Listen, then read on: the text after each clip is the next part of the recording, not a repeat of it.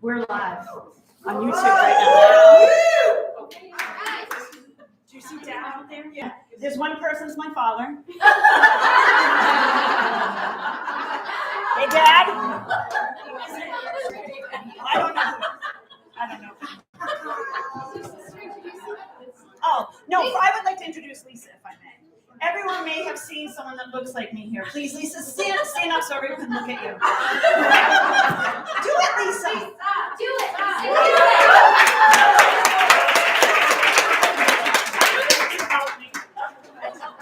Lisa just hates that attention.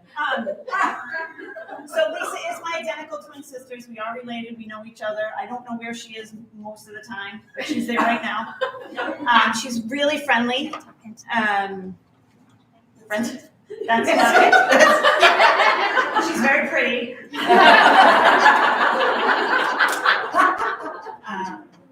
Yeah, that's it. Seated next to her is my mother, Barbara.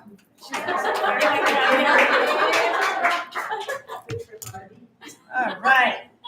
So I'm just going to address and my dad online. Thanks for joining us. And for anyone else, I was going to make a joke, but it's weird if that's my dad. You can't see everyone here, and I wish you could because we're all in our bikinis. Sorry, I messed that up. All right, how is everybody? Because I was feeling very tired a little earlier, and I think the deep down thing really clapping warmed us up. And how was your day getting here, right? Because it's always like a great effort to get away for a weekend, and we're so grateful that you did. But it's a lot of work to do that, right? Like remembering to pack things and making sure, the people that you have to take care of, you take care of. So we thank you. That's no small feat. So we appreciate very much. And I want to, there's a lot of new faces here too. And I'm so excited to see them. So if I haven't had a chance to catch up with you, I can't wait to do that. And we're thrilled that you're here. But I want to say to you, relax. Take a deep breath. This time and space is designed just for you. And it is a time that you can find community, you can find peace, and hopefully a little bit of joy. So I'm going to pray one more time because I need it. Yours was good and everything. Thanks, Heather. We're not a pastor. Oh, Heavenly Father, thank you for laughter because that means joy to me, Lord, and I'm grateful for that gift. Lord, you and I, this is kind of private, but I'm going to let all the ladies in on it. You and I have wrestled a little bit with this topic, Lord, and I'm just asking and begging you to show up and give me the words for this. I pray this all in Jesus' name. Yeah. Amen. All right, so there's a group of women that are behind the scenes who plan this event. And they're fabulous, and I just want to quickly thank them. If you raise your hand and say, hey, I helped.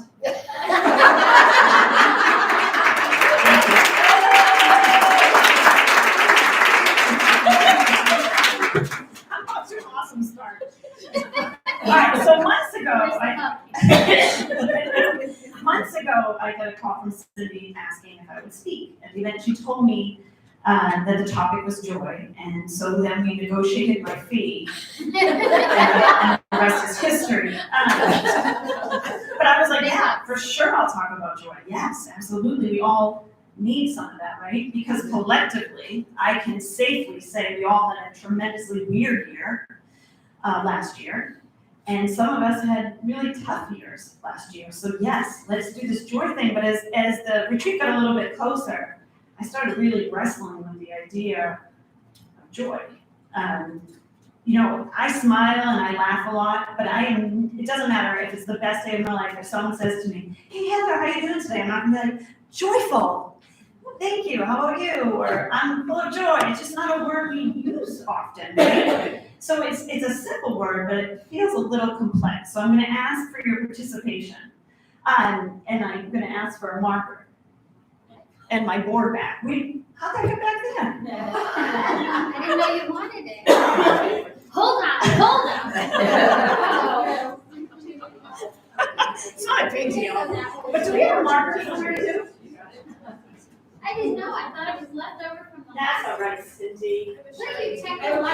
challenge?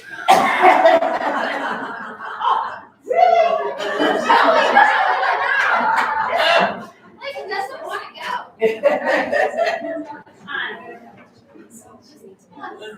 Oh, I'm gonna do this.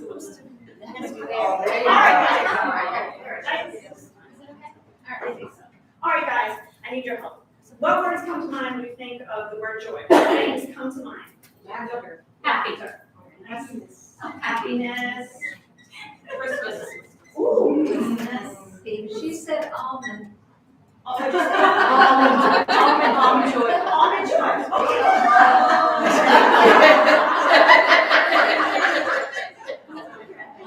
Yes. Wow. What else? To the world. Yeah. What'd you say? To the world. To the world? Joy. Joy. Friday. To the world. Anyone else? Family. Babies, puppies. Yeah. Family. Peace. Peace. All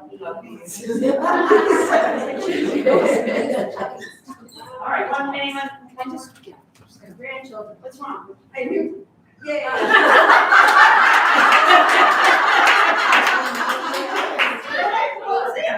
To D, a D. Almond. What is almond?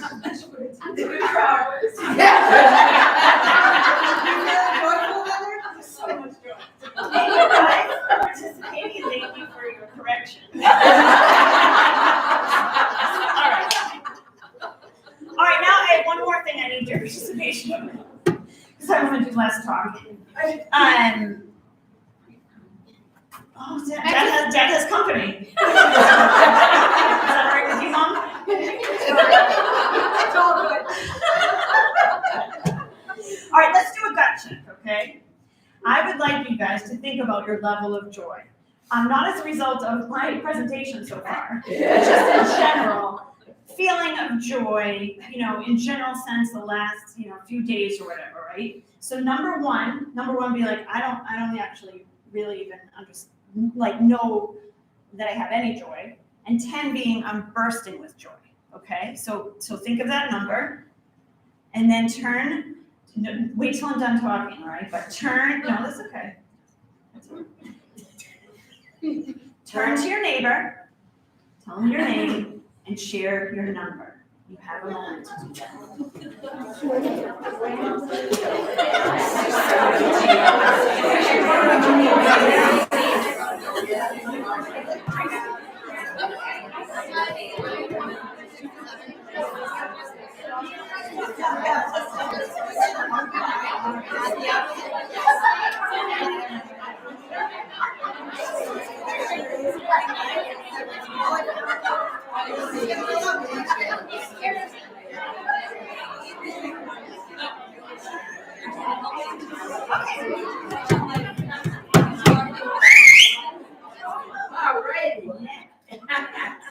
Good job, everyone. Everyone has that number. I want you to remember that number. So we might ask you at the end what the number is.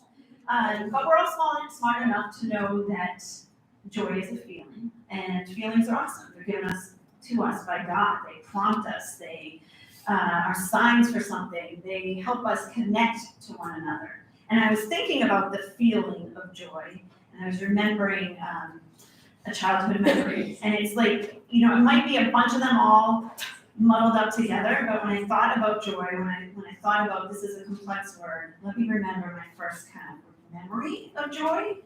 And I was probably 8 or 9 years old. And it was a Saturday, and it was the summer, and I was in my room, and the sun woke me up. That's an awesome feeling, right? And the first sound I heard was my dad mowing the grass like he did every Saturday morning, back and forth, kind of doing his pattern. And then my other senses kicked in. I'm like, oh my gosh, is Mom making pancakes? That smells so good. And then I could hear my sisters playing. So this was just like a happy Saturday morning feeling. And I was young enough that I didn't have anything in front of me except a Saturday. And I didn't know what a to-do list was. and I didn't know what, regret or resentment or any of those feelings were. I could just experience that feeling of joy. I want you guys to take a moment to think about the first time maybe that you felt joy, or maybe how you felt it recently. Does anything come to mind? Do too few things come to mind? It's just a good way to kind of check in on that feeling. And then, like we all did, I grew up, right? And that feeling became a little more fleeting.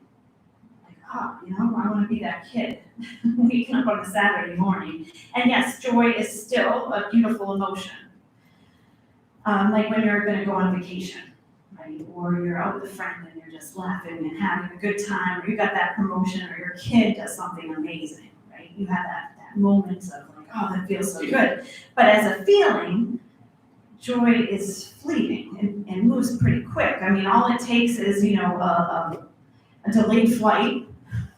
There was the joy on the vacation, right? It takes a friend to say something that doesn't feel or doesn't sit right, and you're like, what did she really mean by that? Or, you get that promotion, all of a sudden it's more work than you ever imagined, or, it's more stressful than you thought. And as a parent, I think we can all attest, for every amazing thing our kid does, every amazing moment, there's like a moment right behind it where you wonder if you're doing anything right? So that's the fleeting joy that we can talk about. And and the almond joy thing made me think too that, thank you for that, Sandy, truly. The admin joy, whatever I call it. You can see what the world tells us about joy too. So this is why I was wrestling with it. I'm like, oh my gosh, there's the feeling of joy, and then there's what the world tells us what joy is, right? So naturally, I turned to the best source in Google. And I was like, how do you find joy? Like, I'm just curious what he thought. And he spits, they spit out a ton of things, like how to find joy. If you ever want to Google it, there is a never-ending way to find it. I'm just going to tell you 4 of my favorites. Laugh more, worry less, try harder, and plan for happiness. Because we all know how plans go. So Google, that seems totally obtainable. Thank you for the advice, person that must be a man. I just need to laugh more and worry less. Not a problem. I mean, laughter is totally top of mind, right? When you've got some crisis going on with your family. And worry, I mean, why would you worry when you've got, a new kid, a kid that just got their license, or a job that's going bad, or gosh, and if I just tried harder, I'd feel joy all the time. Why didn't I think to plan for happiness? Imagine if we got to do that. And advertisers, back to the almond joy, it's gonna be a thing for us. They love to sell commercials, right? So I was that came up on my Google search too, like who's selling joy, and Coke is not the crap drink. The stuff you drink. And if you drink Coke, and if you want an extra shot of happiness, you go to McDonald's and you order a quarter pounder. Is that what they're called? Yeah. That'll bring some happiness your way. Right. So it's absurd, right? So what we've determined, joy is a feeling. Feelings are good. God gives us emotion. But when we try to look for it in things around us, when we look for it in our circumstances, we look for it in a burger, it's fleeting. It's like trying to hold on to air. We can't hold on to that. So how about we grab onto something more secure, more everlasting, more deeper? Let's consider what God would say about joy. Do you think, I love to play this game because people will say things and I'm like, hey, I think God might say that. Do you think God's going to say, hey, Cindy, you want to find everlasting joy? I'm going to tell you what to do. Get that car you wanted and make a happiness plan and then go through a drive-through. God is not, he's not going to say that. You know what he says? He says, come to me. But you say, I can't. I have no joy. I'm sad. I'm hurt. I'm lonely. I'm holding at maybe a 3 or a 4. And he says, come closer to me. But you say, I've got too much going on. I don't have time for you. And he says, my child, come closer to me. But you say, I'm mad at you. Why did this happen? And he says, my beloved child, rest with me. So today, whether today for you was a great day and everything seems to be in place, or whether today you're content but you're kind of just waiting for that other shoe to drop, or whether today seems like yesterday, the day before that, the day before that, and you're kind of holding on and you're getting through but barely. You have an invitation, right? You have an invitation this weekend to discover real joy. He says, come to me and I will give you joy. Not the kind you see on commercials or at a car dealership or on vacation, the kind of joy that will give you strength, love, hope, and peace that can't be taken away. Joy comes from a heart that is overwhelmed by the presence of God. The joy offered by God is different. God is not interested in putting a temporary smile on your face. He offers a deep-sealed, heartfelt, honest-to-goodness, strong sense of joy that can weather the most difficult of storms. The world tells us joy is ours when circumstances are right. You know, like you see the scenes of, people jumping for joy and just having the best day and the best life. Social media tells us that lie all the time. But real joy is a state of being, a matter of faith. And this weekend you're going to hear about joy manifests in us the closer we get to God. That's despite our circumstances. So right now you might be like, yeah, Heather, I can buy that. Or you might be saying, Heather, that's great, that's super helpful. So you're telling me that if I can just get a little bit closer to God, I'll just feel good all the time. That's not what I'm telling you. In fact, part of the wrestling match I had with God, which is when we work together, the best stuff comes out, is that I might be the worst person to tell you this. I have a hard time breaking away from thinking that joy can be beyond my circumstances. A woman said to me last week, and she was right, she's like, you're happiest as your saddest kid. And I'm just going to be honest with you. I'm not a pastor because I know things. I'm a pastor because I want to learn and I want to grow and I want to be real about those things. So if you're feeling that way too, I get it. So last night I kind of tossed and turned thinking about this. Like, what does this type of joy look like? How can I tell you what this looks like?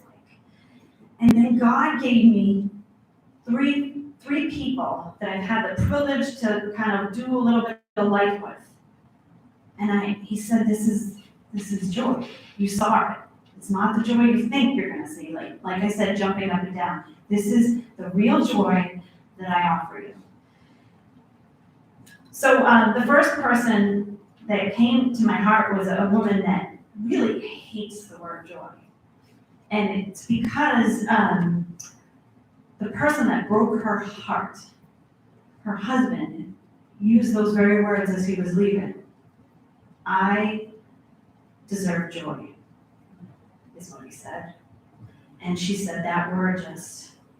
Now he was chasing the wrong kind of joy. He's chasing that fleeting joy that you can't even really hold on to.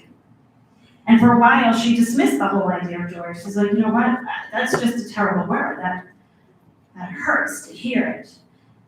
But what she did do, without really knowing, is that she kept on turning herself towards God, despite her circumstances.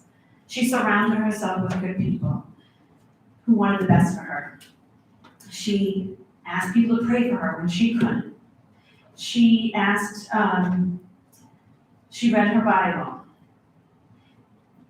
She did all these things, but she still had broken moments. I'm going to tell you honestly, it wasn't like, oh yeah, that works quick.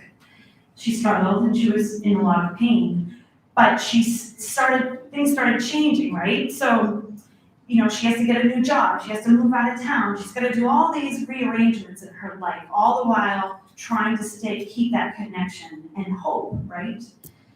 And, soon she's leaving me messages telling me about this guy at Dunkin' Donuts that works with the drive-thru. And it's just a small example, right? But she'll be like, we don't know his name, but she calls him Harry. We're great friends. And she goes through and she'll call me, she's like, I just talked to Harry, I'm so happy he's met someone.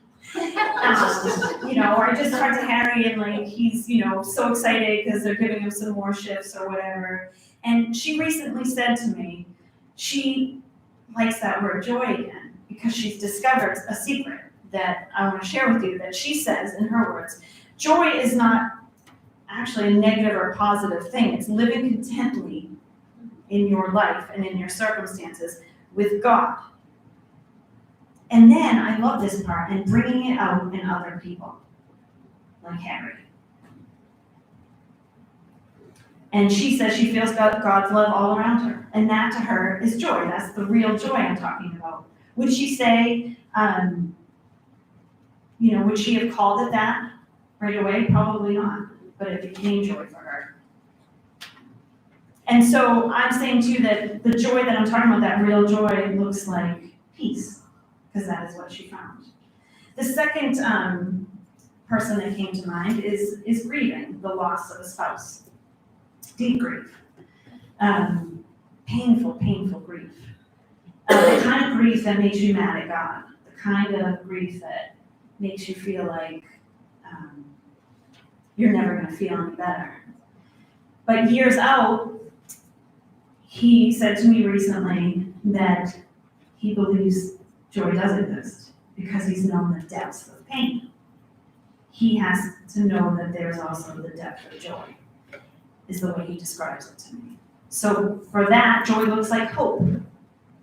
Even hope for a new connection with God is growing in his heart. That to me is joy. And then there's parents that lost their teenage daughter in a car accident suddenly. And weeks later, they needed to attend their other son's wedding. And I thought for sure they were going to cancel the wedding. How does people do that? But I witnessed at that wedding what I think was real joy, because they headed out to the dance floor, not for a fast dance, but for a slow one. And they did that, I know, for their son. But I can tell you, when I was watching them, I was rethinking about it, you can honestly sense that God's arms are wrapped around them, like holding them up. So the kind of real joy I'm talking about means strength. We're missing out on something big when we think joy looks like jumping for joy. And, or smiling so hard our face falls off. That's not the type I'm talking about. We're missing out on something big when we let the world speak louder than the word. There is a joy from the world which is hollow and fleeting. That's taken from Hebrews 11:25. And joy from God, which brings contentment and is everlasting. The Greek word for joy is charo, which describes a feeling of inner gladness, delight, rejoicing. And joy in the New Testament, right? This New Testament, when the Son of God comes to earth as a baby to conduct God's ultimate rescue mission, to bring us in close relationship with God, is virtually always used to signify a feeling of happiness that is based on spiritual realities and independent of what happens. I love that, based on spiritual realities and independent of what happens. Max Lucado, is anyone familiar with him? He's a pastor, one of my favorite authors, writes about the difference between contingent joy and contagious. No, not contagious, that's a bad word nowadays. Skip that. Max did not say that. He writes about the difference between contingent joy and courageous joy. There, I got it. He says that contingent joy is based on circumstances. Courageous joy is offered by God. And he provides great example of these spiritual realities. So let's turn to the Bible and let's talk about Peter. In 1 Peter it is written, though you have not seen him, you love him. And even though you do not see him now, you believe in him and are filled with an inexpressible and glorious joy. For you are receiving the end result of your faith, the salvation of your souls. Who was Peter talking to when he wrote this? He was speaking to persecuted Christians, people who have been driven from their homes, their cities, separated from families. Their rights had been taken, their property had been taken, their possessions had been taken. Their futures had been taken, but their joy, he's saying, had not been taken. And so if you look at a different translation, it says, you have never seen Jesus and you don't see him now, but still you love him and have faith in him. The source of their joy is Jesus. And since no one could take Jesus, no one could take their joy. But what about you? What has been taken from you? Is it your health? Is it your house? Have you buried a dream? Have you buried a marriage? Have you buried a friend? Max asks this question. I love this question. As you look at these burial plots of life, is your joy buried there too? If so, you may have substituted courageous joy for contingent joy. Contingent joy is always dependent upon circumstances. Contingent joy says, I'll be happy if, I'll be happy when. Since we cannot control every circumstance, we set ourselves up for disappointment. Contingent joy turns us into wounded people. But courageous joy turns us into strong people. Courageous joy sets the hope of the heart on God and God alone. So here are some spiritual realities. Can death take your joy? No. Because God is greater than death. Can failure take your joy? No. No, because God is greater than your sin. Can betrayal take your joy? No, because God will never leave you. Can sickness take your joy? No, because God has promised, whether on this side of the grave or the other, to heal you. Can disappointment take your joy? No. Because though your plan may not work out, God's will. So I want you to ask God, what is separating me from joy, if there's something that is separating you from that? Ask him to replace your contingent joy with courageous joy. Ask him to show you the joy that cannot be taken. He will. He will stir a revival of contagious joy in your heart. So you're going to hear from what I think the smartest women in the world this weekend. I'm not looking at them right now, so shut up. We went out to dinner a few weeks ago, and I was excited because I'm like, give me something for my talk, because I'm really struggling. And so again, to set the stage, smart women, I'd love to hear a dumb question. And my question was for them, so how do you experience real joy? And again, they're smart, but you're going to hear from Laura this weekend. And Laura, she wasn't thinking about her talk when she entered. She was actually speaking right from her heart. So you know God has placed what she's going to speak about today, right where it needed to be. But she said, when I think of the word joy and how I experience it in freedom. The freedom I have knowing what God has done for me, knowing what Jesus did for me. When she finally accepted that, she got to experience real joy from that freedom. And she's going to be speaking about that tomorrow. And then I looked to Cindy, and when she was done eating her chips, Must have been after the era. when she was done drinking her drink, Cindy is, she talked about experiencing this overwhelming feeling of joy when she's in prayer, when she feels his presence, She is fortunate enough to live in just a part of Maine that, you know, you can just feel God's creation all around you. So she walks the beach and she soaks in God and what she sees around her.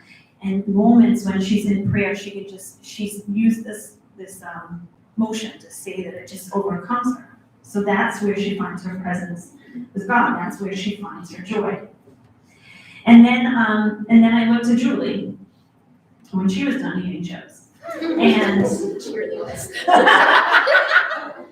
Julie's gonna, so this is the thing. So then Cindy is gonna be talking about that. She's gonna talk about joy that you find in worship. And her answer actually was very much related to that. I just love when God syncs that up in ways that we can't plan. And then Julie, I loved what Julie had to say too. She said, I experience it in connection with other people. When I have a moment where I'm really, I can be vulnerable, or someone can be vulnerable with me and really just share their heart. And you won't be surprised that Julie's going to be talking about joy in service.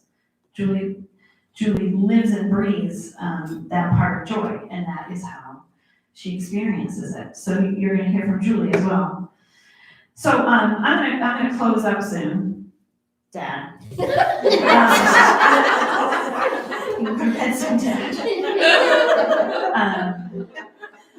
So again, I'm not trying to repeat this a lot, but I'm going to repeat it again anyways. I was struggling with that word joy, right? And so it helped me to think about that first memory of joy. And then as God and I wrestled on this through prayer, through conversation, I looked back at that first moment of joy. And I felt like this isn't just my story, this is all of our stories. When I thought about it, when I stripped, the worldview of joy, the jumping for joy, this, feeling of like your face is gonna fall off because you're so happy, I found God's view. So let me walk you through what that looks like. I want to tell you that we are all that child waking up on a summer morning with the sun on their face. You are God's beloved child. He created the light and the darkness, and then he created you in his image. He gives us shelter. He is our refuge and our strength. He is our Father outside our window, not mowing the lawn, but weaving perfect times in your life of connection, of bringing people into your life that you need, of bringing strength into your life when you need it. He's making lines. He's giving you purpose. And he is our provider, nourishing us when we're hungry and weak and tired, not just with pancakes, but with people, like sisters, like the ones sitting around you tonight. The ability to feel and show joy doesn't come from the favorable circumstances of our human lives. It comes from God. We can't lose joy any more than we can lose God. And we're forever in the presence of God. He is all-powerful and totally good. Joy as a spiritual quality lasts forever. And that is reality. We always have it. I'm going to end. Yeah, amen, right? Amen. So, thank you for your time. I don't know how long to talk for. 25 minutes. Days. Too long? Lisa says days.